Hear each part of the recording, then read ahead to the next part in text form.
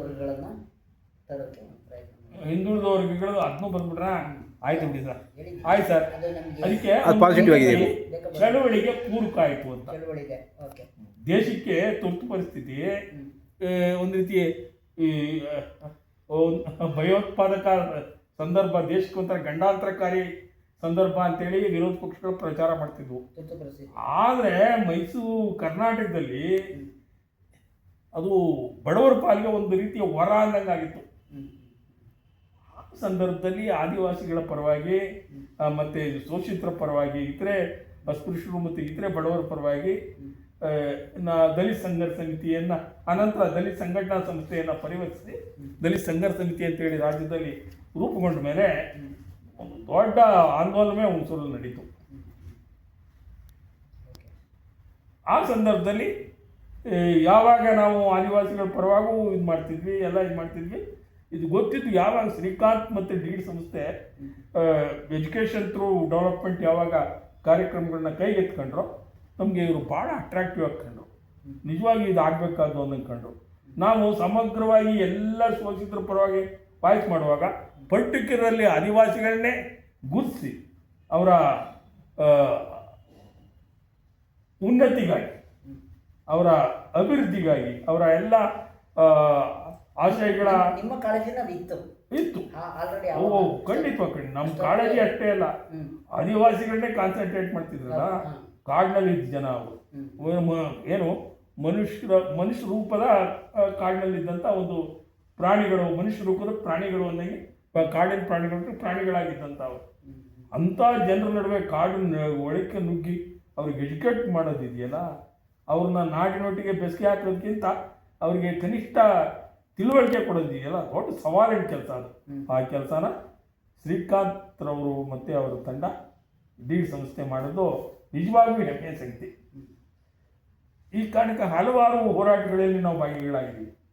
ಹಲವಾರು ಆದಿವಾಸಿಗಳ ಹೋರಾಟದಲ್ಲಿ ಮತ್ತು ಹಾಗೆಯೇ ಈ ಎಲ್ಲ ಶೋಷಿತ ಸಮೂಹಗಳ ಪರವಾಗಿ ಹೋರಾಟ ಮಾಡೋದ್ರಲ್ಲೂ ಶ್ರೀಕಾಂತ್ ಮತ್ತು ಆದಿವಾಸಿಗಳು ಕೈ ಜೋಡಿಸಿದ್ದಾರೆ. ಹೀಗಾಗಿ ಒಂದು ರೀತಿ ಹೇಳಬೇಕು ಅಂತಂದರೆ, ನಂದು ಮತ್ತು ಶ್ರೀಕಾಂತ್ ಒಂದು ಐತಿಹಾಸಿಕ ಸಂಬಂಧ ಅಂತಲೇ ಅನ್ಬೇಕು. ಅದು ಉತ್ಪ್ರೇಕ್ಷೆ ಅಂತ ಅನ್ಸಿದ್ರೆ ಅವರು ಅಲ್ಲಿಗೆ ಬರದೇ ಇದ್ರೆ, ನಾನು ಇಲ್ಲಿಲ್ಲದೆ ಇದ್ದರೆ ನಮ್ಮಿಬ್ಬರಿಗೂ ಭೇಟಿನೇ ಆಗಿ ಸಾಧ್ಯ ಆಗ್ತಿಲ್ವಲ್ಲ. ಹಂಗಾಗಿ ಮತ್ತು ಶ್ರೀಕಾಂತ್ರವ್ರ ವ್ಯಕ್ತಿತ್ವ ಇದೆಯಲ್ಲ, ಇದು ಬಹಳ ಮಹತ್ತರವಾದದ್ದು. ಬಹಳ ಅವರು ಇದೇನೋ ಗಾದೆ ಹೇಳ್ತಾರಲ್ಲ, ಉದ್ದ ಕೊಟ್ಟು ಬುದ್ಧಿ ತಂದರು ಅಂತೇಳಿ, ಅಷ್ಟೊಂದು ಬುದ್ಧಿವಂತಿಕೆಯನ್ನು ಮತ್ತು ಅಷ್ಟೊಂದು ಮಾನವೀಯತೆಯನ್ನು, ಅಷ್ಟೊಂದು ಏನು ಸಂಪರ್ಕ ಸಂವಹನ ಅಂತಾರಲ್ಲ, ಸಂಪರ್ಕ ಬಾಂಧವ್ಯವನ್ನು ರೂಪಿಸುವಂಥ ಇದು, ಮತ್ತು ಅವರ ನಡೆ ನುಡಿ ಮಾತು ಸೌಮ್ಯ ಸ್ವಭಾವವೇ ನನಗೆ ತೀರಾ ಅಟ್ರಾಕ್ಟಿವ್ ಆಗಿ ಕಾಣ್ತು. ಹೀಗಾಗಿ ನಾವು ಹೆಚ್ಚು ಇದಾಗಿ ಎಷ್ಟು ವರ್ಷ ಈಗ ನಿಮ್ಮದು ಅದು ಒಂದು ಇದು ಜೊತೆ? ಇಲ್ಲ ಆವಾಗಲೇ ಅಂದರೆ ಹೆಚ್ಚು ಕಡಿಮೆ 80ರ ದಶಕದಲ್ಲೇ. ಆಮೇಲೆ 85 ಕಳೆದ ಮೇಲೆ ಒಂದಷ್ಟು ದಿನ ಜೊತೆಲೆ ಒಟ್ಟೊಟ್ಟಿಗೆ ಓಡಾಡಿ. 82ರಲ್ಲಿ ಗಲಾಟೆ ಆಯ್ತಲ್ಲ, ರತ್ನಪುರಿ ಗಲಾಟೆ. ಆಗ ಸ್ವಲ್ಪ ಸ್ಥಗಿತ ಅನ್ನೋದಕ್ಕಿಂತ ಹೆಚ್ಚಾಗಿ ಪಾಪ ನಮ್ಮ ಮೇಲೆ ಹಿಂಗಾದಾಗ ಅವರು ಬೆಕ್ಕಸ್ ಬೆರಗಾಗಿ ಸುಮ್ಮನಿದ್ರು, ಇದೇನಪ್ಪ ಹಿಂಗೆ ಸಮಾಜ ಹಿಂಗಿದೆಯಲ್ಲ ಅಂತ. ಆದರೆ ಅದು ಕಳೆದ ಈಚೆ ಬಂದಮೇಲೆ ಪುನಃ ಎಗೈನ್ ನಾವು ಒಟ್ಟೊಟ್ಟಿಗೆ ಚಳವಳಿಗಳನ್ನು ಪ್ರಾರಂಭ ಮಾಡಿದ್ವಿ. ಒಟ್ಟೊಟ್ಟಿಗೆ ಈ ಏನು ಆದಿವಾಸಿಗಳ ಹಕ್ಕುಗಳಿಗಾಗಿ, ಶೋಷಿತರ ಹಕ್ಕುಗಳಿಗಾಗಿ ಕೈ ಜೋಡಿಸಿ ಹೋರಾಟ ಮಾಡಿರೋದು. ಭಾಳಷ್ಟು ಜಾತ್ರೆಗಳಲ್ಲಿ ಅವರು ಭಾಗವಹಿಸಿದಾರಲ್ಲ, ಭಾಳಷ್ಟು ಸತ್ಯಾಗ್ರಹಗಳಲ್ಲಿ ಭಾಗವಹಿಸಿದ್ದಾರೆ. ಇಂಥದ್ದೆಲ್ಲ ಅವರು ಭಾಗವಹಿಸಿದ್ದಾರೆ, ನಾವು ಭಾಗವಹಿಸಿ ಎಲ್ಲದರಲ್ಲೂ ನಾವು ಒಟ್ಟೊಟ್ಟಿಗೆ ಕೈಗೂಡಿಸಿ. ಮತ್ತು ಇತ್ತೀಚಿನ ದಿನಗಳಲ್ಲಂತೂ ನಾವು ಈ ಚಳವಳಿಗಳ ನಡುವೆ ವ್ಯತ್ಯಾಸವೇ ಇಲ್ಲ. ದಲಿತ ಚಳವಳಿ ಯಾವಾಗ ಚಳವಳಿಗಳು ದಿಕ್ಕು ತಪ್ಪಿದ್ವು, ಹಾಗೆ ದಲಿತ ಚಳವಳಿ ಒಂದಿದ್ದದ್ದು 100 ಆಯಿತು. ಹಾಗೆ ಆದಿವಾಸಿ ಚಳವಳಿಗಳು ಸಹ ಡಿವೈಡ್ ಆದವು. ಆದಿವಾಸಿ ಚಳವಳಿಗಳು ಸಹ ನಾವು ಹಿಂದೆ ಅಂದ್ಕೊಂಡಿದ್ವಲ್ಲ, ಆ ಥರದ ಆ ಮಟ್ಟದಲ್ಲಿ ಒಂದು ಐಕ್ಯತಾ ಇದು ಇಲ್ಲದೆ ಅಲ್ಲೂ ಡಿವೈಡ್ ಆಗಿದೆ. ಹಿಂಗಾದರೂ ಈ ಡಿವೈಡ್ ಆದ ಒಂದೊಂದು ಅವರೊಂದು ಅಂಗ ಆದರೆ ನಾನು ದಲಿತ ಚಳವಳಿ ಒಂದು ಅಂಗ ಆಗಿದ್ರು. ನಮ್ಮ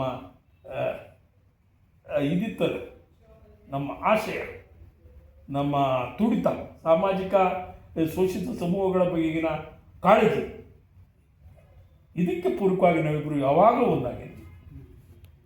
ಯಾವುದೋ ಸಾಂದರ್ಭಿಕವಾಗಿ ಒಂದೊಂದು ಸ್ವಲ್ಪ ಮುಖ್ಯಮಂತ್ರಿನೂ ಮಾಡ್ಕೊಂಡಿವಿ, ಅದನ್ನು ಹೇಳದೇ ತಪ್ಪಾಯ್ತದೆ. ಮಾಡ್ಕೊಂಡಿದ್ದೀವಿ ಆದಿವಾಸಿಗಳ ಪರವಾಗಿ ಇದು ಬಂದಾಗ ಯಾವುದೋ ಅವು ಸಣ್ಣ ಒಂದು ನಾಗರಿಕ ವೇದಿಕೆ ಮಾಡಿದ್ರಿ ಅಲ್ಲಿ ಹುಣಸೂರಲ್ಲ. ಮಾಡಿ ಮಾಡಿದ್ವಿ. ಅದಾದ ಸಕ್ಸಸ್ ವಿಶ್ವನಾಥನ ಏನಾದರೂ ಅಲ್ಲಿ ನಾವು ಎಕ್ಸಾಕ್ಟ್ಲಿ ರಾಜಕೀಯ ಆಯ್ತದ್ದು ಜನರಿಗಾಗಿ ವೇದಿಕೆ ಅಂತ ಮಾಡಿದ್ವಿ ಸರ್. ಭಾಳ ಅದನ್ನ ನನಗಿನ್ ಚೆನ್ನಾಗಿ ಹೇಳಿ ಸರ್, ಅದನ್ನು ಬರ್ಸಿದ್ದಾರೆ. ಅಂದರೆ ಮುಖ್ಯವಾಗಿ ನಾವು ಸರ್ ಮೈಸೂರಿನ ಹುಣಸೂರು ಉಪವಿಭಾಗನ ಜಿಲ್ಲೆ ಮಾಡೋಕ್ಕೆ ಪ್ರಾಜೆಕ್ಟ್ ಮಾಡಿದ್ದು ಜನರಿಗಾಗಿ ವೇದಿಕೆಯಿಂದ ಒಂದು. ಎರಡನೇದು ವಿಶ್ವನಾಥ್ ಅವ್ರನ್ನ ಅಲ್ಲಿ ಮರುಸ್ಥಾಪನೆ ಮಾಡಲಿಕ್ಕೆ ತಿರಸ್ಕರಿಸಿದ ವಿಶ್ವನಾಥನ ರಾಜಕೀಯ ಮರುಜೀವವನ್ನು ಕೊಟ್ಟದ್ದು ಯಾರಾದ್ರೂ ಇದ್ರೆ ಅದು ಎಸ್ ಹುಣಸೂರಿನ ಈ ನಮ್ಮ ಚಳವಳಿಗಳೇ ಖಂಡಿತರು. ಅದು ಶೋಷಿತ ಸಮೂಹಗಳು ಜೊತೆಗೆ ಹಿಂದುಳಿದವರು ಬಂದರು, ಎಲ್ಲರೂ ಬಂದರು. ಕೈ ಜೋಡಿಸಿದ್ರು. ಆದಿವಾಸಿಗಳು, ಅಸ್ಪೃಶ್ಯರು, ಹಿಂದುಳಿದವರು, ಅಲ್ಪಸಂಖ್ಯಾತರು ಎಲ್ಲರೂ ಸೇರಿಸಿ ಒಂದು ಏನು ಸಮಿತಿ ಸರ್ ಅದು ಮಾಡಿದ್ದು ನಾವು ಜನರಿಗಾಗಿ ವೇದಿಕೆ ಅಂತೇಳಿ ಜನರಿಗಾಗಿ ವೇದಿಕೆಯನ್ನು ಮಾಡಿದ್ವಿ. ಆ ಜನರಿಗಾಗಿ ವೇದಿಕೆ ಮುಖಾಂತರ ಚಟುವಟಿಕೆಯನ್ನು ಸದಾ ನಮ್ದಿದೆ. ಬೆಸೆಯೋ ಕೆಲಸವನ್ನು ಮಾಡ್ತಿದ್ವಿ. ಅದರ ಅತ್ಯಂತ ಪ್ರಮುಖವಾದಂಥ ಪಾತ್ರವನ್ನು ಶ್ರೀಕಾಂತ್ ಅವರು ವಹಿಸೋ.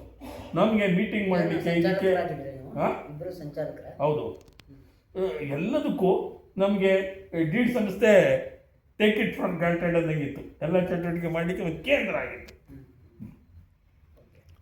ಈಗ ಕರ್ನಾಟಕ ನವನಿರ್ಮಾಣ ವೇದಿಕೆ ಆಯ್ತಲ್ಲ ಸರ್, ಆವಾಗ ಆದಿವಾಸಿ ಚಳವಳಿಗೆ ಒಂದು ಹೊಸ ಹುಮ್ಮಸ್ಸು ತುಂಬಿದರು. ಕರ್ನಾಟಕ ದಲಿತ ಚಳವಳಿಯ ನವನಿರ್ಮಾಣ ವೇದಿಕೆ, ದಲಿತ ಚಳವಳಿಗಳ ದಲಿತ ಚಳವಳಿ ನವನಿರ್ಮಾಣ ವೇದಿಕೆ, ನವನಿರ್ಮಾಣ ವೇದಿಕೆ.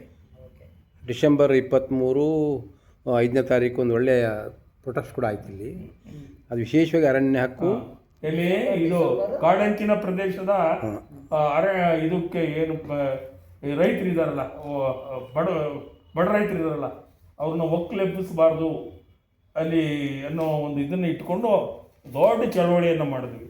ಒಂದು ಪಿರಿಯಾಪಟ್ಟಣದಿಂದ ಶುರು ಮಾಡಿ ಜನ ಎತ್ತಬಾರ್ದು, ಜನಕ್ಕೆ ಕೊಡಬೇಕು ಭೂಮಿನ ಅಂತ. ಕಾಡಂಚಿನ ಪ್ರದೇಶದಲ್ಲಿ ಯಾವ ಕಾರಣಕ್ಕೂ ಅಲ್ಲಿ ಒಕ್ಕಲೆಬ್ಬಿಸಬಾರ್ದು. ಮತ್ತು ಅವ್ರಿಗೆ ಅವ್ರು ಏನೇನು ಜಮೀನುಗಳನ್ನ ಅವ್ರ ಹೊಸದಲ್ಲಿದ್ದಾವೋ ಅದನ್ನೆಲ್ಲ ಅವ್ರಿಗೆ ಬಿಟ್ಟು ಕೊಡಬೇಕು ಅಂತ.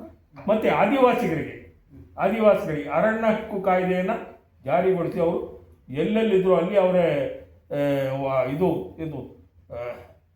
ನೆಲೆಗಳಿದ್ವಲ್ಲ, ಆದಿವಾಸಿ ನೆಲೆಗಳಿದ್ವಲ್ಲ, ಅಲ್ಲೇ ಅವರು ಜೀವನ ಮಾಡೋಕ್ಕೆ ಅವಕಾಶ ಮಾಡಿಕೊಡ್ಬೇಕು ಅಂತೇಳಿ ಸರ್ಕಾರಕ್ಕೆ ಮನವಿ ಕೊಟ್ಟು ಒಂದು ದೊಡ್ಡ ಆಂದೋಲನವನ್ನೇ ಮಾಡಿ.